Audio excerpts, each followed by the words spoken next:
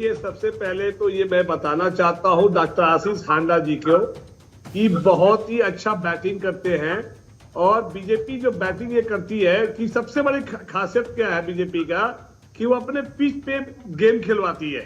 वो हर दिन अपना पिच तैयार करती है और बॉलर भी उनका होता है, अंपायर भी उनका होता है और बैट्समैन भी उनका होता है। वो खुद ही बॉलिंग करते हैं। बहुत अच्छी बात है, मैं तारीफ करूंगा बीजेपी का कि हिंदू मुसलमान का एंगल बीजेपी एक बार फिर से इसलिए ला रही है क्योंकि असल मुद्दों पर आपके पास कोई आंसर है ही नहीं। देखिएगा, सबसे पहले तो आपको, मेरे आदरणीय को पैनलिस्ट को और आपके चैनल के सभी प्यारे प्यारे दर्शकों को भारतीय जनता पार्टी की तरफ से मेरा यानी डॉक्टर आशीष का प्यार भरा नमस्कार जी। आप यहाँ पे शिल्पा जी ये देखिएगा कि हिंदू मुस्लिम की राजनीति की बात या तुष्टीकरण की बात कौन करता है, वोट बैंक की राजनीति कौन करता है, ये देश की जनता भली भांति जानती है। वो लोग जो इच्छाधारी हिंदू बनने का प्रयास कर रहे हैं, वो लोग जो आज तक इफ्तार की पार्टी में जाया करते थे, वो लोग जो मस्जिदों और इमामों में तनख्वाहें बांटा करते हैं, लेकिन हिंदुओं के मंदिरों में तनख्वाहें देने का कहीं को उनके पास प्रावधान नहीं है। वो लोग जो कहा करते थे, जिनके उच्च नेता कि भाई इस देश के संसाधनों पे जो माइनॉरिटीज हैं, मुस्लिम्स हैं, उनका ज्यादा हक बनता है, वो लोग जिन्होंने वक्फ बोर्ड को कितनी ही प्रॉपर्टीज यूं दान दे दी, वो लोग जो एंटी इंडिया नैरेटिव के साथ हमेशा खड़े पाए जाते हैं, वो लोग जो टुकड़े टुकड़े गैंग के साथ हमेशा खड़े पाए जाते हैं, वो लोग जो हमेशा इस चीज के साथ आपको दिखाई देंगे कि देश के बाहर जाके किस तरह 54 साल का इनका बालक नेता कैसे अपने ही देश की डेमोक्रेसी खतरे में है और खुद चाइनीज के साथ सीक्रेट मीटिंग करते हुए राजीव गांधी फाउंडेशन को किस बात की डोनेशन मिली आज तक नहीं बताया गया, क्या सीक्रेट एमओयू साइन किया आज तक नहीं बताया गया। यानी कहीं पे भी जहां पे हिंदुस्तान का नाम खराब करने का नाम आए, यहां तक कि सेना तक पे एक्शन पे सवाल उठाने का नाम आए। अरे मोदी से नफरत करते करते कब ये राम से नफरत करने लगे, इनको तो ये भी मालूम नहीं चला। कब ये राम विरोधी हो गए, राम को काल्पनिक कहने लगे और उसके बाद तो राम के प्राण प्रतिष्ठा न्योते तक को इन्होंने स्वीकार करने से मना कर दिया। यहां तक कि इनका कोई नेता अगर इनके विरुद्ध गया, राम के पक्ष में गया, तो उसको भी 6 साल के लिए पार्टी से निष्कासित कर दिया। इतना हिंदू विरोधी, इतना सनातन विरोधी क्यों है इनकी मानसिकता। जब भी सनातन उन्मूलन कोई समारोह होता है तो वहां पे ये बढ़ चढ़ के हिस्सा लेते हैं, इनके नेता बार बार उसका समर्थन करते हैं। किस लिए, किसने इजाद किया ये शब्द भगवा आतंकवाद, क्या बताना चाहेंगे मेरे कांग्रेस के साथी। यानी कहने का बहुत स्पष्ट अर्थ है कि हिंदुस्तान में रहते हुए हिंदुओं से इतनी घृणा ये क्यों करते हैं, ये रोम की मानसिकता, मुस्लिमों से इतना प्यार क्यों।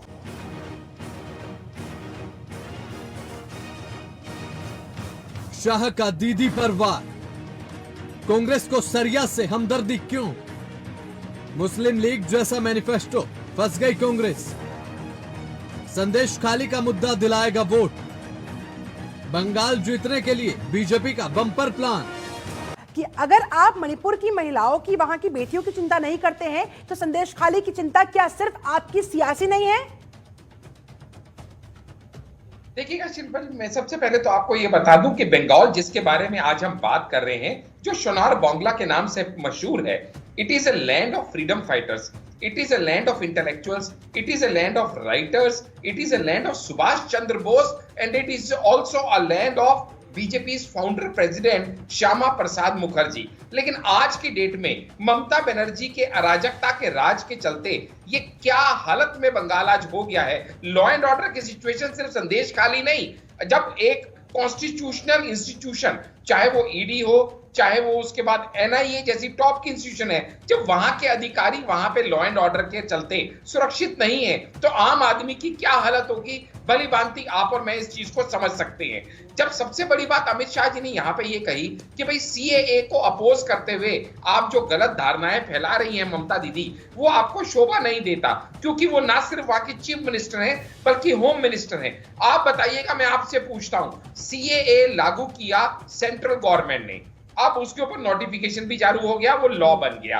ऐसे में जब नागरिकता किसी को दी जाएगी तो वो भारत की नागरिकता दी जाएगी कि बंगाल की नागरिकता दी जाएगी, और अगर भारत की नागरिकता दी जाएगी तो बंगाल होता कौन है ये कहने वाला कि हम सीएए को यहां पे इंप्लीमेंट नहीं होने देंगे। जो व्यक्ति भारत का नागरिक है, क्या बंगाल उसको नागरिक नहीं समझेगा?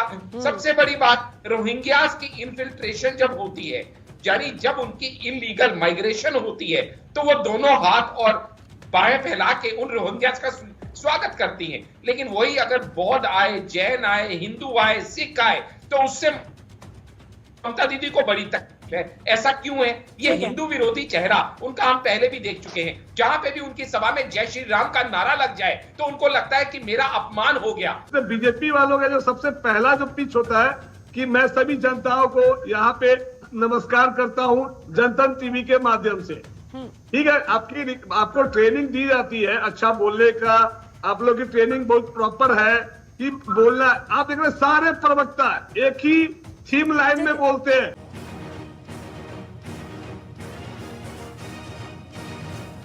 शाह का दीदी पर वार, कांग्रेस को सरिया से हमदर्दी क्यों?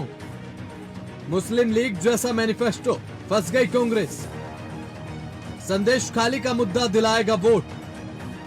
बंगाल जीतने के लिए बीजेपी का बम्पर प्लान। करने का काम मत कीजिए। एक इंच जमीन भारत की आज चीन के कब्जे में नहीं है। आप हमेशा लोगों में झूठ फैलाते हैं, फिर चाहे वो वैक्सीनेशन को लेके झूठ फैलाना हो, चाहे वो CAA को लेके झूठ फैलाना हो, आप झूठ फैलाने का काम मत कीजिए। भाई साहब, महिला मुख्यमंत्री होते हुए महिलाओं की ये दुर्दशा, वो भी तब जबकि ममता दीदी खुद होम मिनिस्टर हैं। चलिए आप एक फोटो दिखा दीजिए। जनेऊधारी हिंदू कहते हैं ना राहुल गांधी को, राहुल और प्रियंका की एक फोटो दिखा दीजिए भाई दूज का तिलक करते हुए या राखी बांधते हुए। जनेऊधारी हिंदू कहते हैं राहुल गांधी को, एक फोटो सोशल मीडिया। लेकिन जो सवाल आपने उठाया कि इसका और मणिपुर का क्या दोनों में फर्क है, मैं उसके ऊपर भी थोड़ा सा बात रखना चाहूंगा। देखिएगा, पहली बात तो मणिपुर की जो भी घटना थी वो निंदनीय थी, वो गलत थी, उसकी भरसक निंदा की जानी चाहिए और की गई, और एक्शन लिया जाना चाहिए और लिया गया।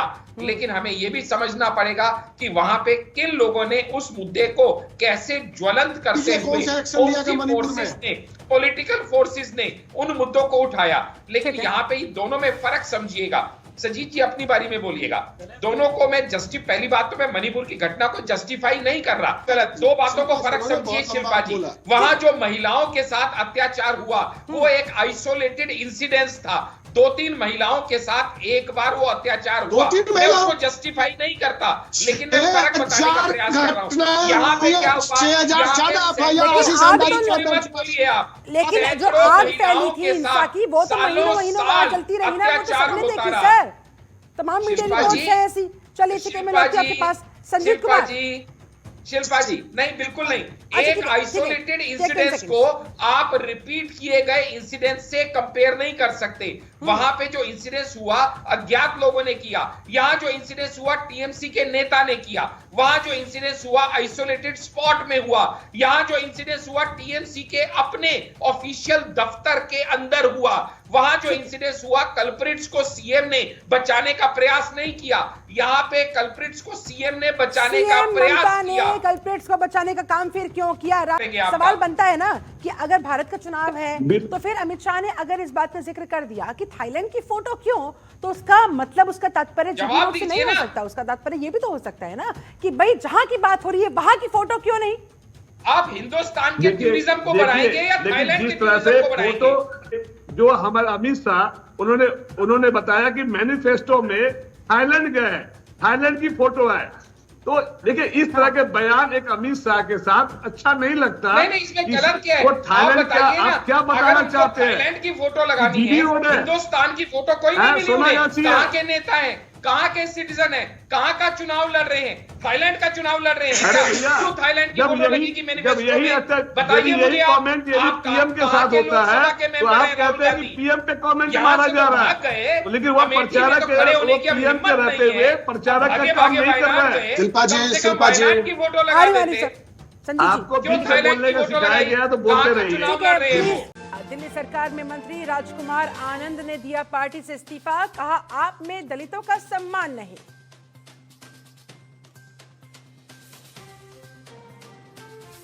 अदालत की निगरानी में सीबीआई करेगी संदेश खाली मामले की जांच। कोलकाता हाईकोर्ट का निर्देश, 2 मई को फिर हाईकोर्ट में होगी सुनवाई।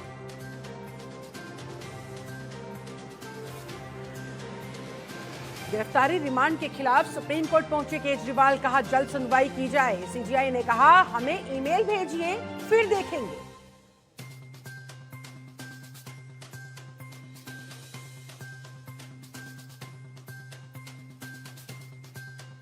कब देख रहे हैं सबसे बड़ा अखाड़ा, मैं हूं आपके साथ शिल्पा तोमर। तो ममता के गढ़ यानी पश्चिम बंगाल में अपने पांव जमाने के लिए बीजेपी एड़ी चोटी का जोर लगा रही है। चुनाव के मद्देनजर पीएम मोदी और अमित शाह की ताबड़तोड़ चुनावी रैलियां भी जारी है। इसी कड़ी में जब आज अमित शाह पश्चिम बंगाल पहुंचे तो उन्होंने ममता दीदी के साथ साथ कांग्रेस को भी जमकर धोया। उन्होंने ममता बनर्जी पर सीए को लेकर हमला बोला तो वहीं कांग्रेस पर यूसीसी को लेकर प्रहार किया। अमित शाह ने सीधे तौर पर कहा ममता बनर्जी सीए को लेकर जनता को गुमराह करने का काम कर रही है। इधर यूसीसी को लेकर कांग्रेस को भी सवालों के घेरे में खड़े करते हुए कहा कांग्रेस को मुस्लिम पर्सनल लॉ से दिक्कत नहीं है लेकिन यूसीसी से परेशानी है। वैसे देखा जाए तो यह सवाल बनता भी है, क्यों? क्योंकि कांग्रेस ने अपने मैनिफेस्टो में मुस्लिम पर्सनल लॉ का जिक्र करते हुए इसका समर्थन किया। बीजेपी के पास कुछ ऐसे चुनिंदा मुद्दे जिनका चुनाव में बीजेपी पूरा फायदा उठाना चाहती है और उन मुद्दों के साथ एक एक करके विपक्ष को घेर रही है, उन पर जमकर हमले बोल रही है और आमतौर पर पीएम मोदी अपनी तमाम चुनावी जनसभाओं में इन मुद्दों का जिक्र करते हुए आप देख भी रहे होंगे। ऐसे में सवाल उठता है कि क्या सीए, संदेश खाली और यूसीसी जैसे मुद्दों पर विपक्ष को घेर कर बीजेपी अपना वोट बैंक हासिल कर पाएगी? क्या संदेश खाली जैसा संवेदनशील मुद्दा बंगाल में बीजेपी को जगह दिला पाएगा?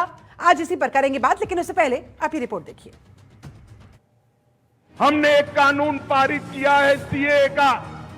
ममता दीदी बंगाल के लोगों को गुमराह करें, घुसपैठियों को लाल जाजम बिठाकर स्वागत करती हो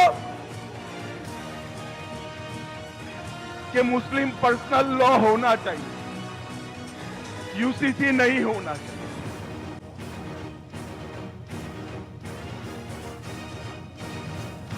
शाह का दीदी पर वार, कांग्रेस को सरिया से हमदर्दी क्यों?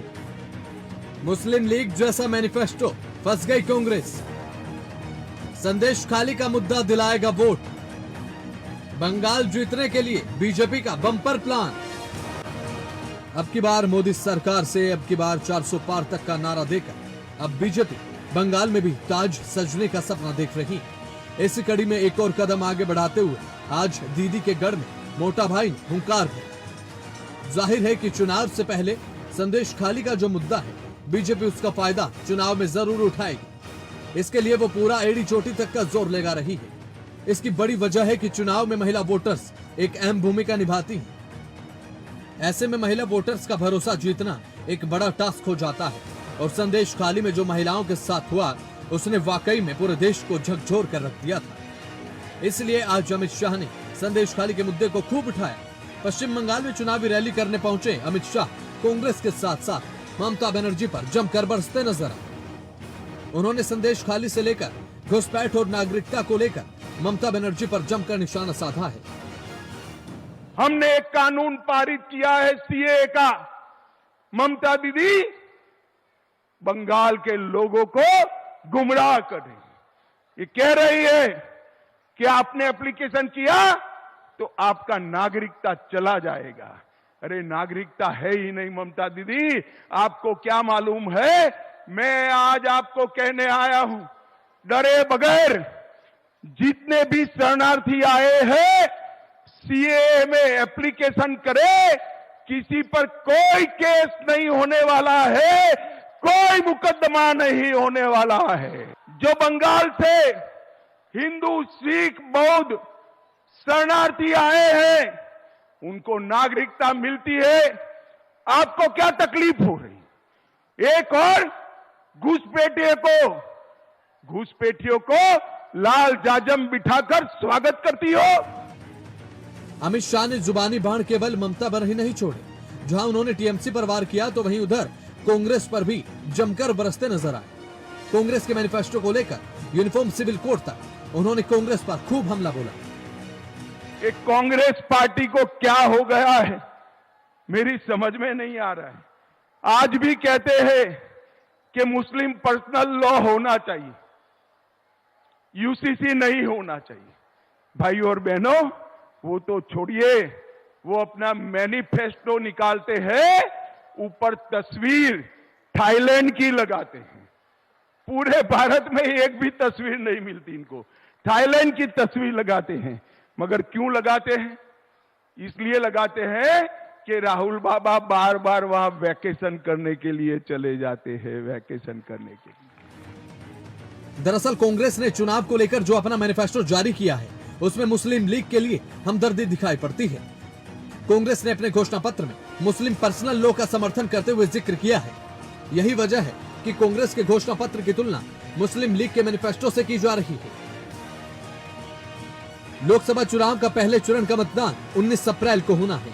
वैसे तो बीजेपी चुनाव के लिए अपनी नीति रणनीति के साथ पूरी तरह से तैयार दिखती है, लेकिन ममता के गढ़ में अपना पांव जमाना बीजेपी के लिए अभी भी टेढ़ी खीर लगता है। हालांकि इस तरह से पीएम मोदी और अमित शाह चुनावी शोर में कुछ चुनिंदा मुद्दों को लेकर बार बार अपनी रैली में जिक्र करते हैं। इससे जाहिर होता है कि पश्चिम बंगाल के लिए भी इस बार बीजेपी की मजबूत रणनीति है। ब्यूरो रिपोर्ट, जनतंत्र टीवी। और इसी मुद्दे पर बात करेंगे हमारे साथ तमाम खास मेहमान जो जुड़ गए हैं। जल्दी से उनका तारुफ करवाती हूँ। बीजेपी नेता डॉक्टर आशीष हांडा हमारे साथ उपस्थित, बहुत स्वागत है आपका। कांग्रेस प्रवक्ता संजीत कुमार हमारे साथ जुड़ गए हैं, बहुत स्वागत है। राम प्रकाश पांडे टीएमसी प्रवक्ता भी हमारे साथ जुड़ चुके हैं, बहुत स्वागत है आपका भी। सुशील कुमार जी वरिष्ठ पत्रकार के तौर पर थोड़ी देर में जुड़ेंगे। कृष्णकांत शर्मा राजनीतिक विश्लेषक के तौर पर हमारे साथ उपस्थित है। आप सभी का बहुत बहुत स्वागत है। सबसे पहले चर्चा की शुरुआत संजीत कुमार आप ही के साथ। शरिया से इतना प्यार क्यों और यूसीसी से इतना ऐतराज क्यों? क्या सिर्फ एक वोट बैंक को खुश करने के लिए यह सब कुछ किया जा रहा है? यही है आपकी स्ट्रेटेजी? देखिए, इस देश के अंदर तमाम धर्म और विचारधारा के लोग इस देश के अंदर वास करते हैं और उन सभी के लिए इस देश के अंदर कांग्रेस पार्टी ने काम किया है। केवल एक धर्म, एक विचारधारा को लेकर कांग्रेस पार्टी ने काम नहीं किया है। जो 25 संकल्प हमने जो दोहराए हैं वो उस समाज के लिए दोहराया है जिसकी गहरी पृष्ठभूमि इस देश के अंदर है और इसलिए कांग्रेस पार्टी ने उन सब के लिए काम किया है। जी, लेकिन अमित शाह यही तो पूछ रहे हैं कि कांग्रेस पार्टी को शरिया से इतनी हमदर्दी क्यों है? आपको उन महिलाओं की पीड़ा क्या दिखाई नहीं देती, महसूस नहीं होती, जिन लोगों को बीजेपी दावा करती है कि हमने उनके बारे में एक्चुअल में सोचा, उनके दर्द के बारे में सोचा, उन्हें राहत देने का काम किया? शिल्पा जी, अगर संदेश खाली के मामले को जितना प्रयास किया था पकाने का, मैं समझता वो पक नहीं पाया। संदेश खाली वोटों के लिए वो वोट बैंक नहीं बन पाया। संदेश खाली भारतीय जनता पार्टी के लिए प्रयास जरूर किया उन्होंने, लेकिन स्थिति क्या है, अगर वो ऐसा उस मुद्दे के प्रति उनकी कोई ईमानदारी होती तो शायद लॉ एंड ऑर्डर के मामले में वो काम करते और काम ही नहीं करते, बंगाल के ऊपर कार्रवाई करते। लेकिन भारतीय जनता पार्टी भी वहां उस संदेश खाली के मुद्दे को लगातार 10-15 दिनों तक मीडिया के अंदर चर्चा करती रही और अंत में रिजल्ट 0 रहा। क्यों? क्योंकि संदेश खाली का जो मुलजिम था वो पकड़ा गया और जेल के अंदर गया। लेकिन शिल्पा जी, मेरा प्रश्न है, क्या कानपुर के गुनहगारों को पकड़ा गया? क्या बनारस की उस बेटी को न्याय मिल गया? क्या लखीमपुर खीरी के उस किसानों को न्याय मिल गया? क्या उस पहलवान बेटी को जिसको देश की संसद के सामने घसीट कर मारा गया, क्या मणिपुर की उस बेटी को न्याय मिल गया जिसको नग्न अवस्था में भारतीय जनता पार्टी के कार्यकर्ताओं ने खींच करके मारा? तो क्या ठीक है, इन मुद्दों पर क्या आपके पास जवाब है? डॉक्टर आशीष हांडा, जवाब दीजिए। और अगर जवाब है तो जवाब दीजिए, अगर नहीं तो इसका मतलब तो यही माना जाएगा कि हिंदू मुसलमान का एंगल बीजेपी एक बार फिर से इसलिए ला रही है क्योंकि असल मुद्दों पर आपके पास कोई आंसर है ही नहीं। देखिएगा, सबसे पहले तो आपको, मेरे आदरणीय को पैनलिस्ट को और आपके चैनल के सभी प्यारे प्यारे दर्शकों को भारतीय जनता पार्टी की तरफ से मेरा यानी डॉक्टर आशीष का प्यार भरा नमस्कार जी। आप यहाँ पे शिल्पा जी ये देखिएगा कि हिंदू मुस्लिम की राजनीति की बात या तुष्टीकरण की बात कौन करता है, वोट बैंक की राजनीति कौन करता है, ये देश की जनता भली भांति जानती है।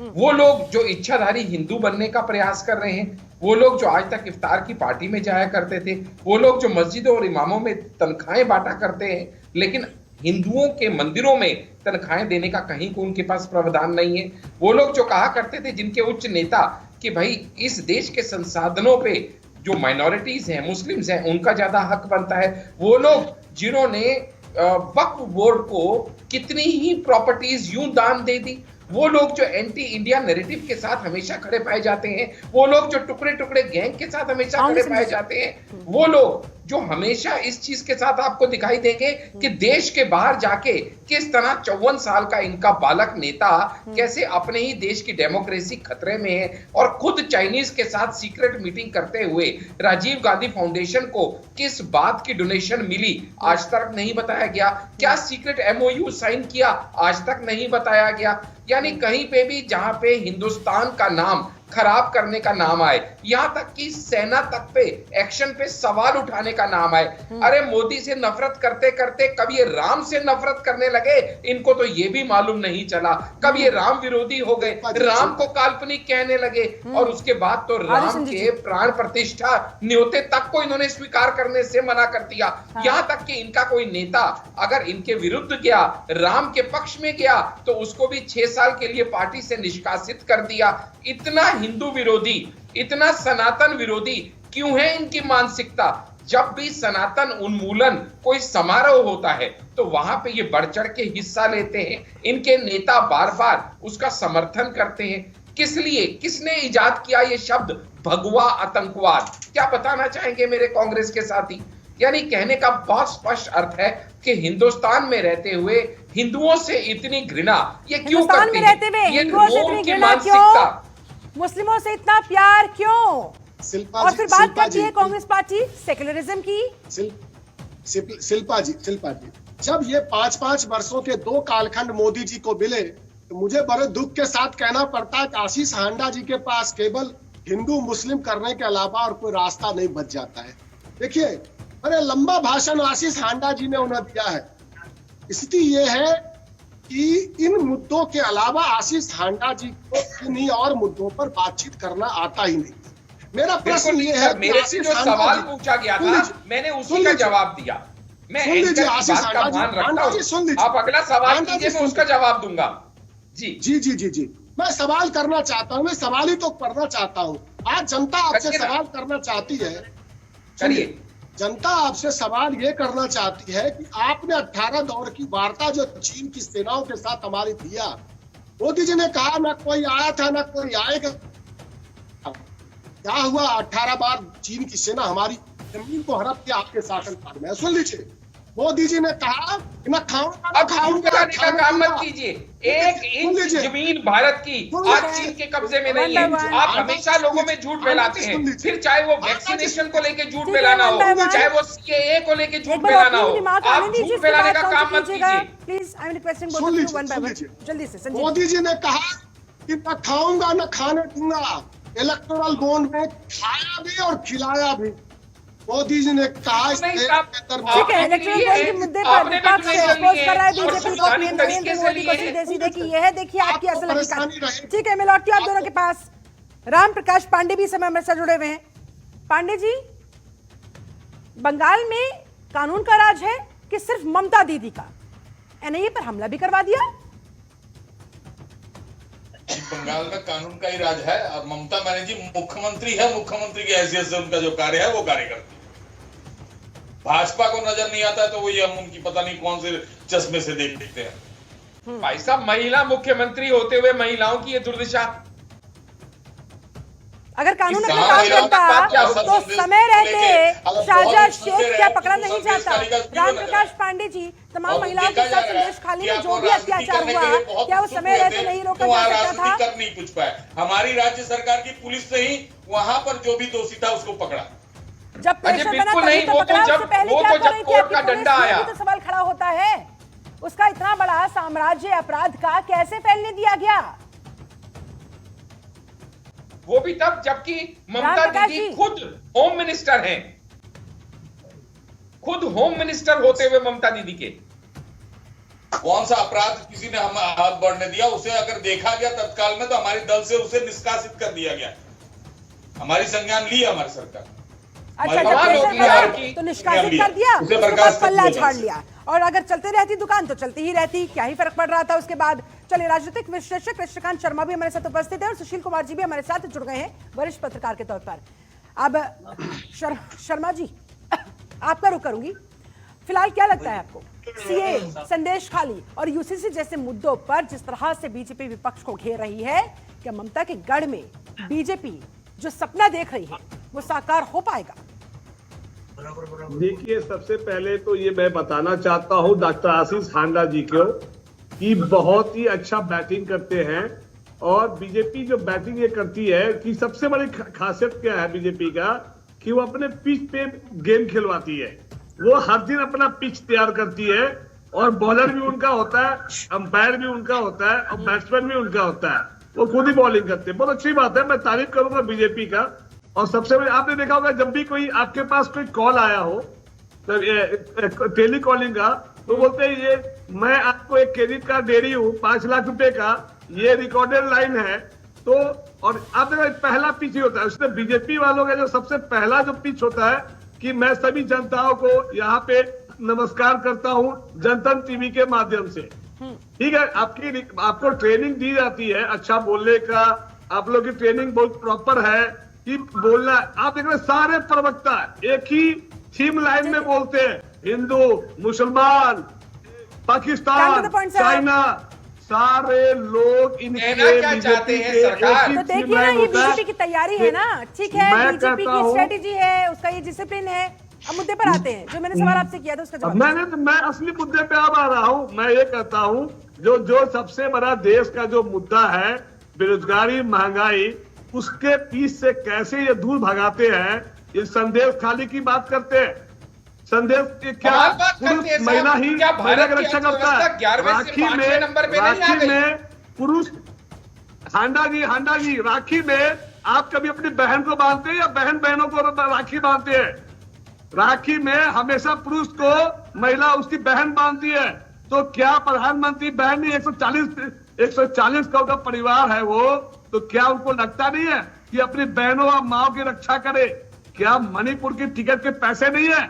क्या इतना चंदा के नाम में चंदा लिया? वहां तुम गए नहीं। चलिए, आप एक फोटो दिखा दीजिए। महिला रक्षा करना चाहिए। राहुल और प्रियंका की एक फोटो दिखा दीजिए, भाई दूज का तिलक करते हुए या राखी बांधते हुए। जनेऊधारी हिंदू कहते हैं राहुल गांधी को। पैसा नहीं था, बीजेपी के पास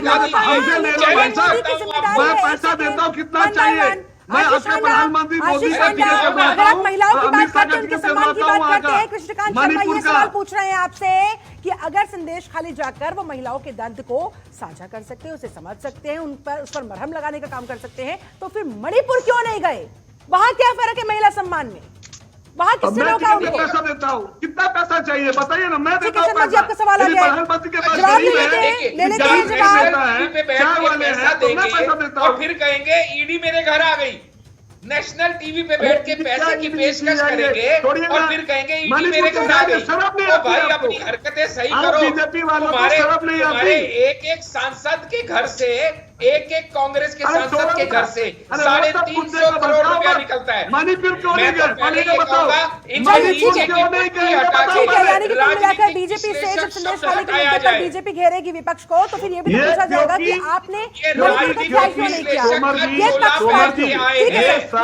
राज्यों में 100 में 100 मार्क्स ला चुके हैं। ये राजनीतिक विश्लेषक नहीं है। शिल्पा जी, ये 100 में 100 मार्क्स ला चुके हैं। बाकी राज्यों में सिर्फ एक बंगाल बचा है कि जहां पे ये 42 में 18 ला चुके हैं। इनको 42 में 18 का 42 में 42 लाना है, इसीलिए वो मेहनत कर रहे हैं। संदेश खाली की चिंता नहीं है, खाली की चिंता नहीं है, चिंता नहीं है, तो वोट की आपको अपनी दिमाग क्या वाकई में ऐसा है? इसीलिए संदेश खाली की चिंता, मणिपुर की नहीं। ठीक है, Krishnakant ji please, I am requesting you one more time. आपकी बात आ गई है, let us speak. Sushil Kumar, मेरा सिर्फ एक रिक्वेस्ट है मैडम, इनके नीचे से राजनीतिक विश्लेषक शब्द हटाया जाए, जो इनकी असलियत है वो लिखा जाए। देखिए, सबका अलग अलग अपना मत हो सकता है, ऐसे आप किसी के ऊपर थोप नहीं सकते ना आशीष हांडा जी। उनकी जो राय है वो रख रहे हैं, उनको पूरा अधिकार है आपसे सवाल करने का। विश्लेषक नहीं होते, ठीक है, राजनीतिक ये आप विश्लेषक डिसाइड होते हैं जो करेंगे। दोनों तरफ की आशीष बात हांडा करें। जी, ये खोल बड़ा बैठ दिन जाएंगे। रखिए, सवालों को सुनिए, जवाब हो तो दीजिए, नहीं हो तो मना कर दीजिए, जनता देख रही है। चलो ठीक है, आगे बढ़ते हैं, डोंट वेस्ट टाइम, आगे बढ़ते हैं। ठीक है, ये राजनीतिक विश्लेषक है। सुशील जी, ममता के गढ़ में ये जो सियासी लड़ाई लड़ी जा रही है, करने वाले हैं। Krishnakant Sharma ji please sir, please चलो पहले इनको चुप कराए, ऑडियो उनका बंद कर दीजिए। मैं बोल रही हूँ, कृष्णकांत शर्मा जी प्लीज, मैं आपके पास वापस लौटूंगी। सुशील जी, सवाल मेरा इतना सा है, पीसीआर, मुझे सुशील जी की आवाज दीजिए सिर्फ। सुशील जी, सवाल सिर्फ इतना सा है कि अमित शाह ने जिस तरह से टीएमसी को घेरा, जिस तरह से कांग्रेस पार्टी को घेरा, शरिया का मुद्दा उठाया उन्होंने, यूसीसी का मुद्दा उठाया कि शरिया से ज्यादा क्राइम नजर आता है, यूसीसी पर इनको एतराज हो जाता है। तो ऐसे में ये जो स्ट्रेटेजी बीजेपी ममता दीदी के गढ़ में अपना रही है, क्या लगता है आपको कारगर साबित होगी? संदेश खाली पर वो अपना दर्द दिखा देते हैं, तो मणिपुर के सवाल पर फिर वो चुप्पी क्यों साध लेते हैं? ये सवाल क्या उनसे नहीं पूछा जाएगा? बिल्कुल पूछा जाएगा, लेकिन एक चीज बता दीजिए, ये जो अमित शाह जी ने जो एक और अच्छी बात की, अगर साक्षर भारत हमें बनाना है, उसके लिए साक्षर बंगाल भी बनाना जरूरी है। आप देख लीजिए, जब संदेश खाली का जो मसला हो गया, जिसमें सारे दुनिया में हाहाकार मच गया, उसमें तो ममता जी को तो एकदम ब्लैक स्पॉट तो लग गया, एक दाग लग गया। अब वो उस चीज के अपने दाग को छुटाने के लिए तो ये जो बात की बातें कर रही है, तो उसका नुकसान होना ही है। अब अमित शाह जी ने क्या गलत बोला? आप देख लीजिए, ममता बनर्जी वही है जो बंगाल से वोटर आए या बांग्लादेश से वोटर आए, उन्होंने उनको बसा दिया वहां पर। अब उनको वो इजहार भर रही है। अब देखो, अगर आप सिटीजनशिप के लिए अप्लाई करोगे तो आप ये अपनी सिटीजनशिप भी खो दोगे।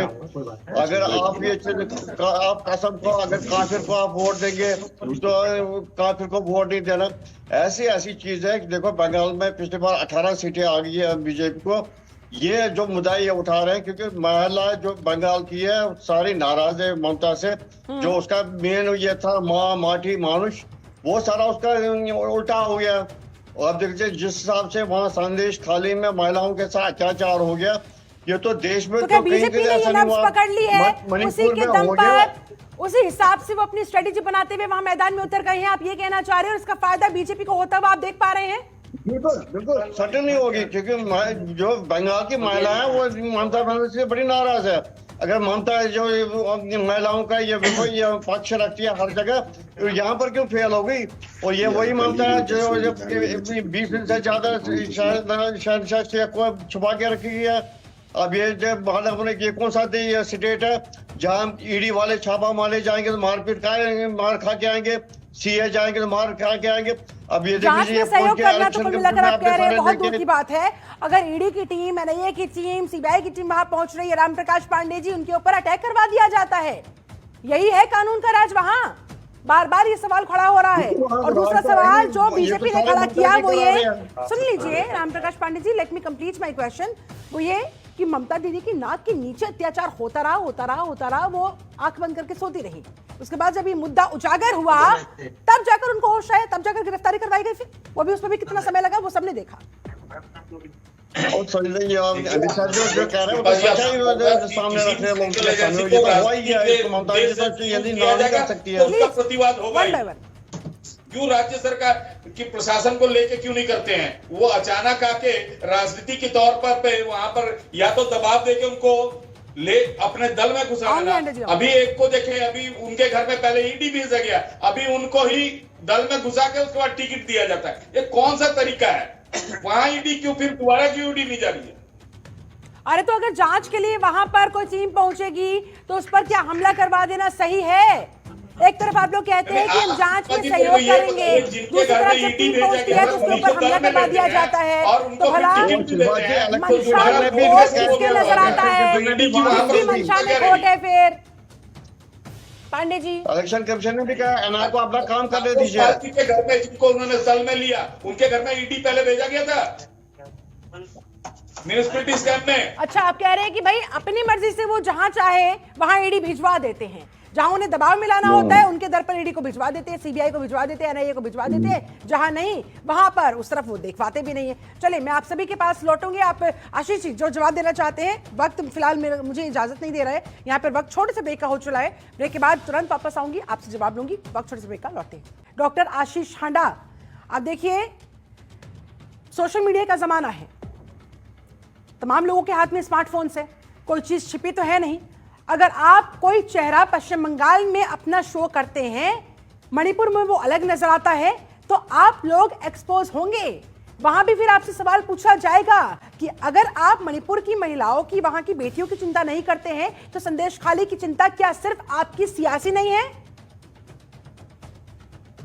देखिएगा शिल्पा जी, मैं सबसे पहले तो आपको ये बता दूं कि बंगाल जिसके बारे में आज हम बात कर रहे हैं, जो सोनार बांग्ला के नाम से मशहूर है, it is a land of freedom fighters, it is a land of intellectuals, it is a land of writers, it is a land of Subhash Chandra Bose, and it is also a land of BJP founder president Shyama Prasad Mukherjee. लेकिन आज की date में ममता बनर्जी के अराजकता के राज के चलते ये क्या हालत में बंगाल आज हो गया है। लॉ एंड ऑर्डर की सिचुएशन सिर्फ संदेश खाली नहीं, जब एक कॉन्स्टिट्यूशनल इंस्टीट्यूशन, चाहे वो ईडी हो, चाहे वो उसके बाद एनआईए जैसी टॉप की इंस्टीट्यूशन है, जब वहां के अधिकारी वहां पे लॉ एंड ऑर्डर के चलते सुरक्षित नहीं है, तो आम आदमी की क्या हालत होगी, भली भांति आप और मैं इस चीज को समझ सकते हैं।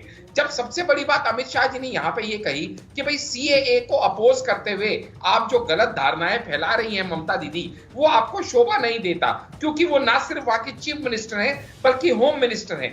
आप बताइएगा, मैं आपसे पूछता हूं, सीएए लागू किया सेंट्रल गवर्नमेंट ने, अब उसके ऊपर नोटिफिकेशन भी जारी हो गया, वो लॉ बन गया।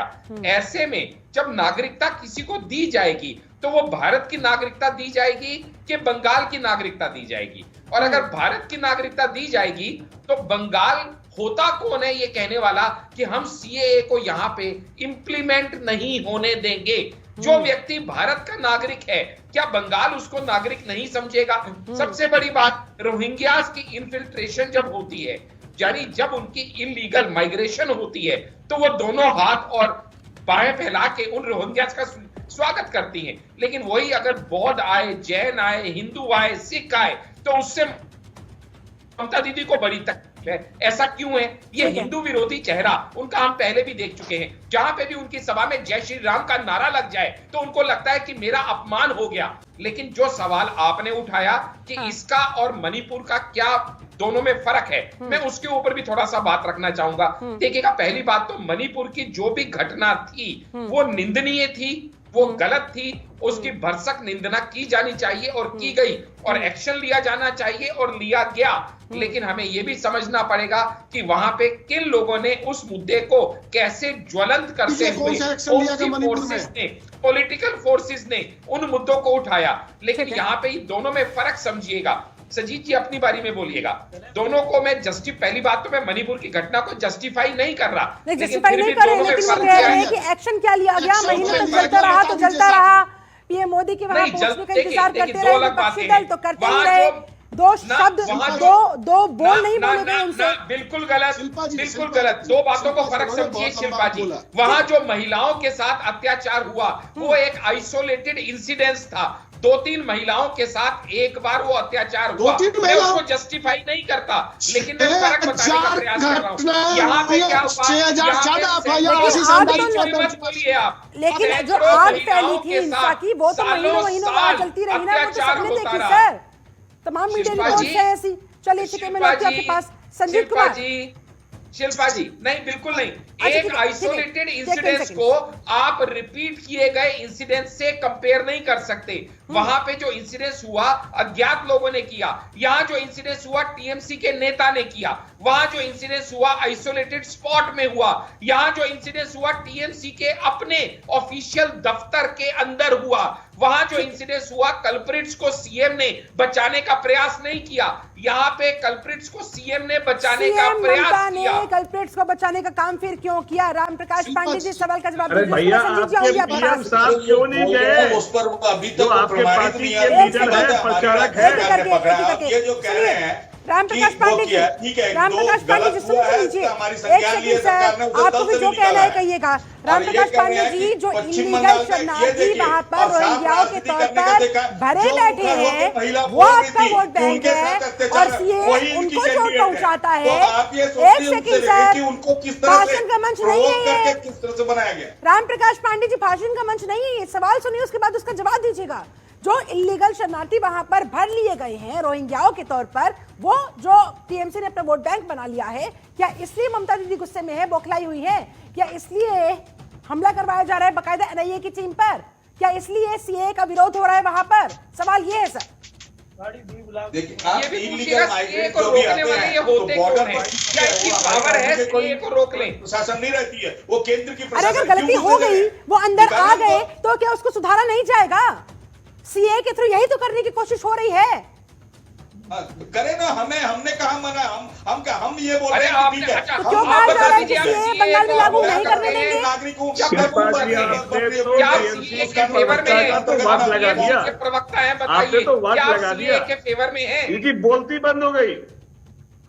तो क्यों कहा जा रहा है कि सीए को यहाँ लागू नहीं किया जाएगा? क्योंकि आपके पास पावर भी नहीं है इस चीज को लेकर, केंद्र के पास पावर है। चलिए कृष्णकांत शर्मा, अब देखिए, बात टीएमसी की हो, बात बीजेपी की हो, बात कांग्रेस की हो, एक सेकंड पांडे जी आपने अपना जवाब दे दिया।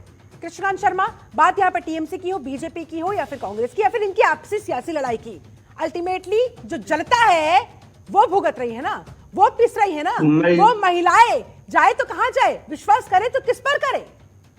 शिल्पा जी आपने बहुत सही बात बोली। आप राम प्रकाश पांडे जी का जो आपने अभी वोट लगाया है ना, इनको समझना चाहिए कि देश में चाहे वो मणिपुर हो चाहे वो बंगाल हो, मैं जिस तरह से देख रहा हूं कि टीएमसी यूसीसी के मुद्दे पे अपना फायदा निकाल रही है, बीजेपी अपना फायदा निकाली है, बस जनता का जो हाल है, संदेश खाली की जो महिला का जो हाल है, मैं पूरे देश के साथ जो अन्याय हो रहा है ये कोई भी माफ नहीं करेगा। संदेश खाली के महिला के साथ जो अत्याचार हुआ, इस पे तो जो सीएम जो है वहां के ममता बनर्जी, उनको भी माफ नहीं करना चाहिए, क्योंकि मणिपुर ना तो ममता गई ना तो पीएम गए, तो ये कहीं ना कहीं ये महिलाओं के समर्थक नहीं है। महिला के साथ जो अत्याचार हो रहा है वहां पे हमेशा ये राजनीति करना चाहते हैं, सिर्फ इनको पॉलिटिक्स से मतलब है। 42 सीट मैं बताता हूं, अभी बीजेपी के जो हमारे अमित शाह उन्होंने बताया कि मैनिफेस्टो में थाईलैंड गए, थाईलैंड की फोटो है। तो देखिए इस तरह के बयान एक अमित शाह के साथ अच्छा नहीं लगता। नहीं, इसमें गलत क्या है? वो थाईलैंड आप क्या बताना चाहते हैं? थाईलैंड की फोटो लगानी है, हिंदुस्तान की फोटो कोई नहीं मिली उन्हें। कहाँ के नेता है, कहाँ के सिटीजन है, कहाँ का चुनाव लड़ रहे हैं? थाईलैंड का चुनाव लड़ रहे हैं। क्यों थाईलैंड की फोटो लगी कि मैनिफेस्टो में? बताइए मुझे। कमेंट यदि पीएम के साथ होता है तो आप कहते हैं कि पीएम पे कमेंट मारा जा रहा है, लेकिन वो प्रचारक पीएम के रहते हुए प्रचारक का काम नहीं कर रहा है। शिल्पा जी की फोटो लगा देते। आपको बीच में बोलने का सिखाया गया तो बोलते रहिए, वन बाय वन। लेकिन देखिए बीच में बोलने की आदत हो गई है बीजेपी प्रवक्ता को। ये तो जाहिर तौर पर ये तो क्या करेंगे आप? सवाल बनता है ना कि अगर भारत का चुनाव है तो फिर अमित शाह ने अगर इस बात का जिक्र कर दिया कि थाईलैंड की फोटो क्यों, तो उसका मतलब उसका तात्पर्य से नहीं हो सकता। उसका तात्पर्य ये भी तो हो सकता है ना कि भाई जहां की बात हो रही है वहां की फोटो क्यों नहीं? आप हिंदुस्तान के टूरिज्म को बढ़ाएंगे या थाईलैंड के टूरिज्म को बढ़ाएंगे? फोटो इशू नहीं है शिल्पा जी, मैं कहना चाहता हूँ हमारे देश की जो ज्वलन समस्या है उसमें फोटो इम्पोर्टेंट नहीं है, लेकिन जिस तरह से जो उन्होंने बेरोजगार की फोटो लगाते हैं, थाईलैंड की फोटो पर्सनल अटैक जो किया गया है, आपको भी पता है कि थाईलैंड किस लिए फेमस है, थाईलैंड किस लिए फेमस है, असल मुद्दे पर बात करने की कोशिश नहीं हो रही है, यही काम पॉलिटिकल पार्टीज भी कर रही है। चलिए ठीक है, लेकिन जनता असल मुद्दों पर चाहती है जवाब। संजीत कुमार, असल मुद्दे जो गायब हो रही है, इलेक्ट्रॉन बॉन्ड पे आप कभी चर्चा नहीं करते, उस पे आप यूसीसी 370 राम मंदिर, इंडिया पाकिस्तान, इस्लाम, मुसलमान, भारतीय जनता पार्टी यूसीसी लेके आई, अलावा आपके पास भारतीय कोई जनता है ही पार्टी नहीं। सीएए लेके आई है, भारतीय जनता पार्टी ने 370 हटाया है, भारतीय जनता पार्टी ने प्लीज वन बाय बनाया है। वन आप बताइए संजीव जी के साथ एक नाइंसाफी हो शिल्पा जाएगी जी, फिर। प्लीज एक खांडा जी को बोलिए कि पहले बीच में ना बोले। आंडा जी प्लीज, जब आपसे जवाब लिया जाएगा उसके बाद जवाब ना बोले, एक बार सवाल सुन लीजिए। संजीव कुमार, आप बताइए वेस्ट बंगाल में क्या हो रहा है? अब जो आप ममता जी देखिए, लोगों को इतना भड़का पश्चिम रहे हैं कि बंगाल आप के इसीलिए अंदर, मत करो, पूरे अपने उत्तर मत भारत करो, के अंदर, मत करो। दक्षिण और राज्यों के अंदर काफिरों के कैसे साथ लड़ो। कैसे आप 24 की तैयारी में बीजेपी से, उनके पूरे कोण में एनडीए से आगे निकल पाएंगे अगर यही हाल रहा तो? देखिए, संजीव जी, सबसे आगे निकलने का तो बेहतरीन संकेत यह है कि भारतीय जनता पार्टी चाहती है कि इस केंद्र के चुनाव में राज्यों के ऊपर चर्चा हो। अच्छा, अभी संदेश खाली लगभग पिछले 20 दिनों से चला, उसके बाद आम आदमी पार्टी दिल्ली की चर्चा रही मीडिया के अंदर, उसके बाद अब बंगाल की चर्चा। तो ये केंद्र का चुनाव राज्यों के स्तर पर लड़ना चाहती है, ये सबसे बड़ी भूल है भारतीय जनता पार्टी का। तो आप उनकी पिच में क्यों फंस जाते हैं? नहीं, क्यों कोई पिच नहीं है फंस उनका। जाते हैं जाकर? चर्चा कीजिए ना, एक बार सुन अपने लीजिए मुद्दे से शिल्पा क्यों जी, भटक जाते हैं? भारतीय देश की जनता चर्चा पार्टी कीजिए, की कैम्ब्रिज कोई में पिच जाके नहीं है। भारत की एक डेमोक्रेसी बार पे सुन लीजिए। सवाल उठाइए। सुनिए, एक बार सुन लीजिए, अंदाजा सुन लीजिए। बोलिए। शिल्पा जी, भारतीय पहले तो ये जनता हमारे पार्टी की बीजेपी कोई पिच प्रवक्ता नहीं को है। बीच में बोलने से रोका जाए। ये हर सबके बीच में बोलने लगते हैं। ठीक है, बोलिए बोलिए।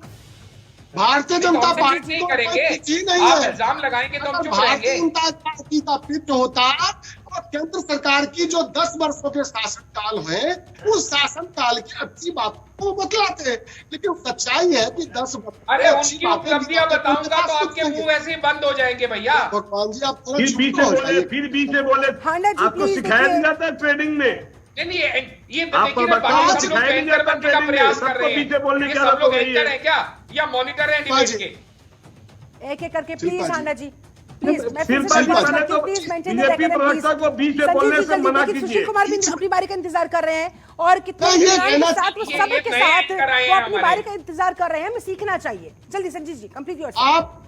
मैं ये कहना चाहता हूँ, भारतीय जनता पार्टी प्रदेश के मुद्दों को लेकर के केंद्र के चुनाव में आप सबसे बड़ी राजनीति कर रहे हैं।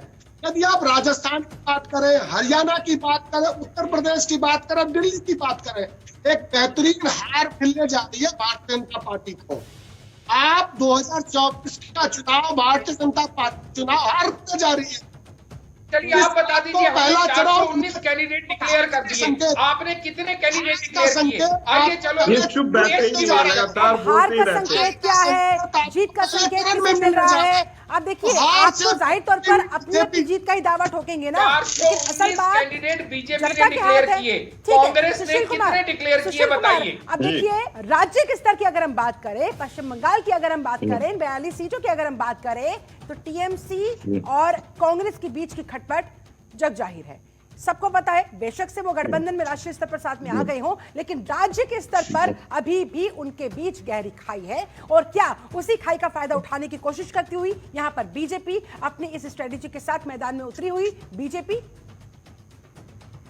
देख लीजिए, बीजेपी एक के लाख सामने चलो कांग्रेस बे, कोई तो मतलब नहीं खुद रखता ममता है। बीच में जो बोलना बंगाल चालू फाइट किया है। है, शिल्पा जी, पहले बोलना इनको बंद कीजिए ना। ठीक है, बीजेपी ये प्रवक्ता राजनीति में हांडा कोई का टैग जी, हटाइए। बीच में मेरे से इंटरप्ट पूछा, नहीं आपसे करते नहीं पूछा। सर। देखिए, आप तो इतने वरिष्ठ हैं, आपको पता होगा कैसे डिबेट होती है एक एक करके, वरना फिर अगर सब आपकी बारी में बोलेंगे तो आपकी भी कोई बात दर्शकों तक नहीं पहुंच पाएगी। चलिए सबकी सुशील जी, बारी में आशीष हांडा जी टपक जाते हैं। चलिए ये सुशील जी का नंबर है, राजनीतिक प्लीज विश्लेषक सुशील झूठे जी, जो है, कंप्लीट इनका योर। टैग हटाइए। चुप ये रहिए, बड़ा महाराज। इरिटेट कर रहा है।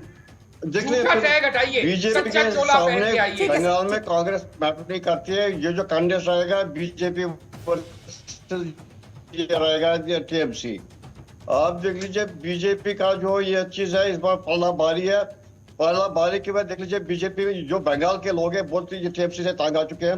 आप देख लीजिए, ममता जी ने ऐसे डेमोक्रेटिक कैरेक्टर जो कल बंगाल का वो चेंज कर दिया। बॉर्डर एरियाज में जो बंगाल के लोग हैं वो भाग के वहां से भाग रहे हैं। 6-7 डिस्ट्रिक्ट ऐसे हैं जहां पर मेजॉरिटी कमेटी खाली कर गई है। बंगाल में जो लोग हैं, बड़ा रोष है। बीजेपी उस चीज का फायदा उठा रही है। फायदा क्या उठा रही है? बीजेपी चाहती है कि बंगाल में भी जो मेन जो आज मुद्दा था अमित शाह के सामने, वो था आऊंगी Handa ji, information. Please wait. उसमें क्योंकि घुसपैठ की वजह से क्या हो रहा है, बंगाल की जो स्थिति है सारी चेंज हो गई है।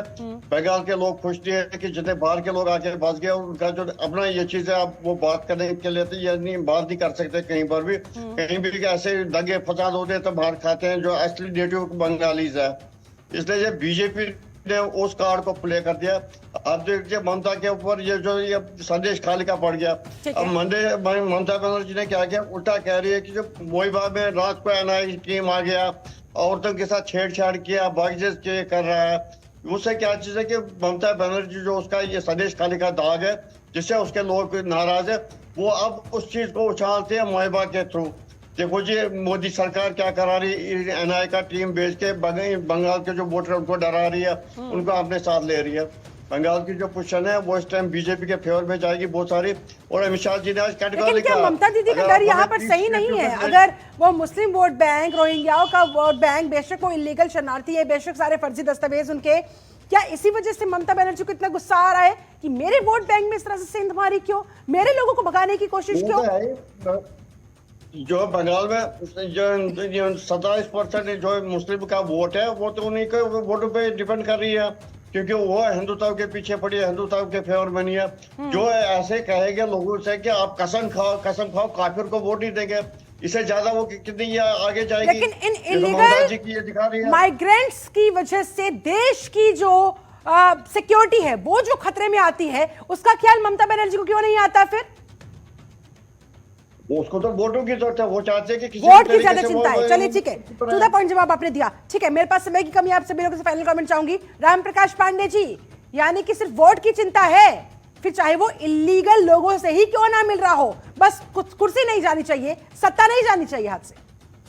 ऐसा है शिल्पा जी, वो ये केवल बीजेपी सोचती है इलीगल माइग्रेंट से ही वोट नहीं। अगर हम सारी तरफ से बढ़ जाए, क्या बंगाल के हर क्षेत्र में ही इलीगल माइग्रेंट किस बात का क्षेत्र में जीत के आ रहे हैं, और अगर सब कुछ सही है, वैध है, वैलिड है, तो फिर सीएए से डर किस बात का? तो फिर सीएए से डर किस बात का? बंगाल की जनता के सामने ममता बनर्जी ने काम किया, हमारी सरकार काम की है, उसके ऊपर हमको वोट मिलता है। चलिए संजीव कुमार, फाइनल कमेंट आपका। देखिए, प्रथम चरण के चुनाव की जो संभावित हार है भारतीय जनता पार्टी है, उससे खींच करके इस देश के अंदर अब सीए, एनआरसी, पाकिस्तान, हिंदू मुसलमान होगा, ये और भी बढ़ने वाला भारतीय जनता पार्टी के नेताओं के माध्यम से। तो इन चीजों के लिए देश की जनता आज तैयार है, वो जानती है कि देश के लिए आज क्या। आप भी तो मुस्लिम पर्सनल लॉ का समर्थन कर रहे हैं, आप भी तो 3 तलाक को जो हटा दिया गया वो वापस लाने की वकालत कर रहे हैं कि भाई जो भी शरीयत के हिसाब से था वो वापस से चीजें इम्प्लीमेंट की जाएगी। आप भी तो उसी वोट बैंक के एजेंट मंडरा रहे हैं ना। महिलाओं के जो विकास के मामले में, जो जारी न्याय के मामले में जो कांग्रेस से बात किया, आज जनता उस मामले में सुनना चाहती है, सामाजिक न्याय के बात में सुनना चाहती है। अच्छा, तो तमाम ऐसे मुद्दे अब जनता चाहती क्या है? कृष्णकांत शर्मा, फाइनल कमेंट आपका। बीजेपी कह रही है जनता हमें चाहती है, कांग्रेस कह रही है जनता हमें चाहती है, जनता चाहती क्या है एक्चुअल में? देखिए, जनता को आपने देखा को सदियों से जब भी चुनाव हुआ है, जनता को लास्ट में या तो दारू या तो जिस तरह से जो लोग ये पॉलिटिकल पार्टी ये बहुत अच्छे तरह से समझ चुकी है कि जनता को वोट कैसे लेना है। चलिए ठीक है, फिलहाल बहुत बहुत शुक्रिया आप सभी खास मेहमानों का मेरे साथ इस चर्चा में जुड़ने के लिए, समय निकालने के लिए। फिलहाल पश्चिम बंगाल में होगा क्या क्या नहीं, टीएमसी वर्सेस बीजेपी की इस लड़ाई में कौन किस पर पड़ेगा भारी, यूसीसी का मुद्दा, संदेश खाली का मुद्दा क्या वाकई में जनता को कनेक्ट कर पाएगा, और जो भी दल लोगों के दिलों तक पहुंचेगा वही आखिर में जीत हासिल कर पाएगा, कमाल दिखा पाएगा, वो होगा कौन, करना होगा इंतजार। फिलहाल मेरे साथ इस चर्चा में जुड़ने के लिए आप सभी का बहुत शुक्रिया। बने रहे जनतंत्र टीवी के साथ। नमस्कार।